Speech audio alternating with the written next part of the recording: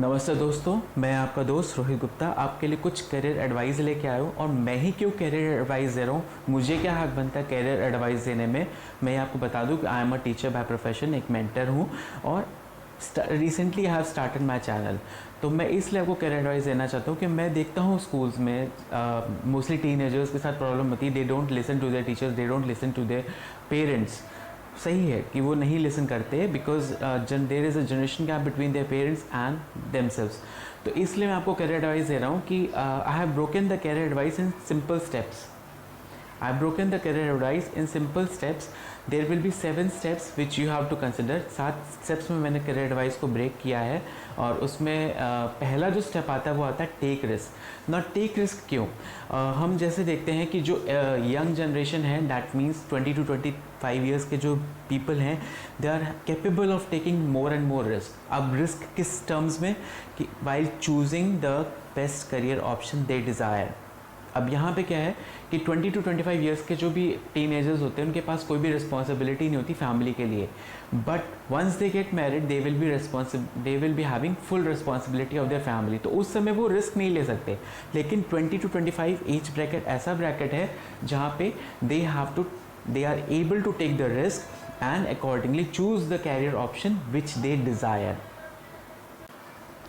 पहला स्टेप हो गया टेक रिस्क। दूसरा है आपका find a job you enjoy.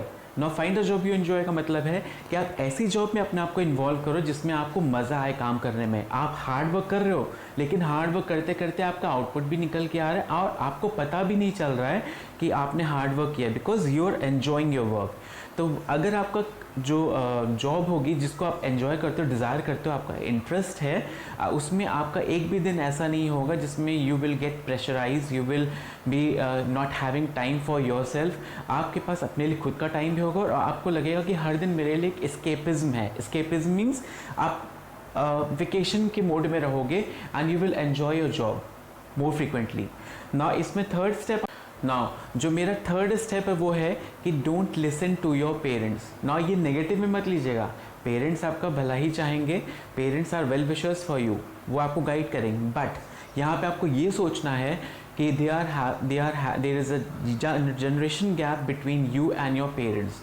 जब उनके टाइम पे जॉब थी, उनके टाइम में स्कोप कम था, they were having limited fields, limited area of fields जहाँ पे वो लोग प्रेफर करते थे जॉब करने के लिए। जैसे हो गया डॉक्टर हो गया, इंजीनियर हो गया, लॉयर होगा, चार्टर्ड अकाउंटेंट हो गया, कंपनी सेक्रेटरी हो गया। These were the set fixed jobs which they were having at that time. तो हमें उनकी मैंटालिटी को समझना है, but at the same time हमें अपने इंटरेस्ट को भी देखना है कि हमारा इंटरेस्ट किस चीज़ में है, हमारा इंटरेस्ट किस चीज़ में है, हम किस में बेस्ट हैं, हम किस में बेस्ट दे सकते हैं और हम किस में एंजॉय करेंगे, हम किस में हार्ड वर्क कर सकते हैं।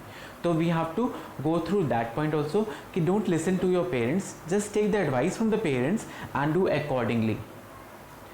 Now next point is ignore judgement from older generation. ना ओल्डर जनरेशन मीन्स सपोज आपकी फैमिली में एल्डर ब्रदर्स होंगे, सिस्टर्स होंगे, चाचा ताऊ जो भी होंगे, उनकी बैकग्राउंड कैसा रहा होगा, किस टाइम पे उन्होंने हायर एजुकेशन किया होगा, क्या स्कोप था उस टाइम पे। उस टाइम पे सोशल मीडिया भी इतना वार्स नहीं था जहाँ पे you can go through each and every option, जहाँ पे आप छोटे काम को भी स्टार्ट कर सकते थे। तो उनकी जजमेंट पे आप मत जाइए। अगर आप suppose you have started a work that is different from the Orthodox mentality, तो आप ये मत सोचिए कि वो हमें क्या कह रहे हैं क्या नहीं कह रहे हैं। आपको जिस काम में इंटरेस्ट है, जिस काम में आप चाहते हो कि यू एन्जॉय द वर्क और उसमें आप इजीली हार्ड वर्क कर सकते हो, you have to do that work. तो हमें उनके जजमेंट के बेसिस पे अपने काम को नहीं परफॉर्म करना है। वाई? बिकॉज वो कहीं पे भी इनसिक्योर हो सकते हैं। वो सोचेंगे कि हमने तो ऐसा काम नहीं किया, हम नहीं कर पाए, तो इसलिए ये क्यों कर रहा है, सामने वाला इंडिविजुअल क्यों कर रहा है। तो they feel insecure of themselves that they were unable to perform this task which you are performing right now. Now next step is money problem. Now money problem, बहुत लोग कहते हैं कि भाई मुझे पैसा कमाना है, मुझे पैसा चाहिए, मुझे स्टार्ट करने के लिए जॉब पैसा चाहिए, इसलिए मैं अपने इंटरेस्ट की तरफ नहीं ध्यान दे रहा हूँ। Nothing is impossible my friend, कुछ भी इम्पॉसिबल नहीं है in this particular 2020। Why? Because there is so much of social media involve in the career options, that's why. जो मेरा 5th पॉइंट था वो ये था कि मनी प्रॉब्लम को हम ये इशू नहीं बना सकते कि हमने अपना बिजनेस, हमारा जो वेंचर था हमने इसलिए स्टार्ट नहीं किया क्योंकि we were having money problem, मुझे पैसा कमाना था इसलिए। ये कोई एक्सक्यूज़ नहीं है। आप बिना एनी इन्वेस्टमेंट आप कुछ भी बिजनेस स्टार्ट कर सकते हैं। ये मत सोचिए कि हम ये काम करेंगे तो it will not be flourish in the coming years. My friend, इस एज में 2020 ईयर में आप कुछ भी बिजनेस स्टार्ट करोगे, if you are having any idea, novel idea, कोई भी आइडिया होगा आपका, अगर आपको लगता है कि it is a unique idea to sell in the market with the help of social media, you can do each and everything, nothing is impossible. तो मनी प्रॉब्लम वहाँ पे आपकी सॉर्ट आउट हो जाती है। अगर आपको लगता है कि आपका प्रोडक्ट ऐसा है, डिज़ाइन ऐसा है जो पब्लिक को, लार्ज मासेस ऑफ पॉपुलेशन को हेल्प करेगा, सोल्यूशन प्रोवाइड करेगा, then it will be okay for you to start your venture. अगर आपको कुछ स्टार्ट करना है या करियर एडवाइस चाहिए कि मुझे कॉन्टैक्ट्स नहीं मिल रहे, मुझे ये नहीं मिल रहा, मुझे पता नहीं मुझे कौन गाइड करेगा, मेरा ड्रीम है, मैं अपने ड्रीम को फुलफिल नहीं कर पा रहा हूँ, then you are in a wrong position. क्यों? क्योंकि ये एक सोशल मीडिया एरा है, 2020 है, जहाँ 2010 की अगर हम बात करें, 2010 की बात करें, दैट इज़ फार बियॉन्ड, क्योंकि वहाँ पे उस समय इतना सोशल मीडिया फ्लरिश नहीं हो रहा था। अब क्या है, 2020 में सोशल मीडिया इतना ज़्यादा वास्ट हो गया, इतना ज़्यादा एरियाज उसमें इन्वॉल्व हो गए हैं, each and everything is involve, every kind of business is involve in social media. That means आपको जितना ज़्यादा नेटवर्किंग करनी पड़ेगी, that will be more easy for you. बड़े लोगों से मिलिए, अपनी एज के कम लोगों से मिलिए, अपनी एज से बड़े लोगों से मिलिए, उनसे आइडियाज़ लीजिए, उनसे डिस्कस करिए, उनसे थॉट्स लीजिए, ओपिनियंस लीजिए। जितना ज़्यादा आप नेटवर्किंग करेंगे अपने उस पर्टिकुलर ड्रीम को फुलफ़िल करने के लिए, उन टाइप के कैटेगरीज लोगों से मिलिए जाके।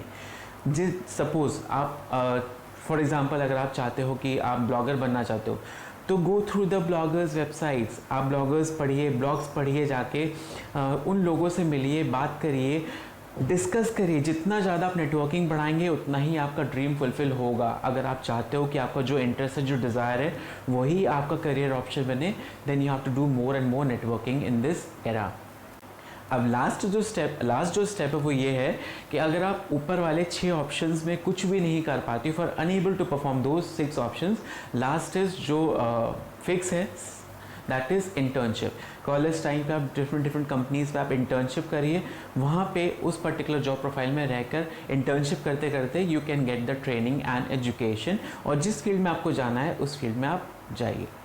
दोस्तों, अगर ये वीडियो अच्छा लगा हो तो आप उसको लाइक करिए, सब्सक्राइब करिए, शेयर करिए, लेकिन उससे पहले think before you go for an career. अगर एक करियर आप चूज़ कर रहे हो तो उसके पहले आप देखिए कि आपका उसमें इंटरेस्ट है, आप उसमें लॉन्ग टर्म तक सेटिस्फाई हो पाएंगे, हैप्पी रह पाएंगे, या आपको वो कुछ स्टेज तक तो करियर लगेगा, उसके बाद आपके लिए बोर्डम हो जाएगा। तो better to go through these career options. Steps देखिए, जाके उस पर स्टेप्स देखिए जो मैंने आपको बताए हैं, एनालाइज करिए अपने माइंड में, उसके बाद डिसाइड करिए कि आपका इंटरेस्ट क्या है, आपकी डिज़ायर क्या है, आप किस पर्टिकुलर फील्ड में जाना चाहते हैं, किस पर्टिकुलर फील्ड में नहीं जाना चाहते। आप किस फील्ड में जाके हार्ड वर्क करेंगे, हार्ड वर्क आपको पता भी नहीं चलेगा, और your work will be perform. किस वर्क को आप करते करते आप एन्जॉय करेंगे, वो आपको देखना है। Thank you, have a nice day.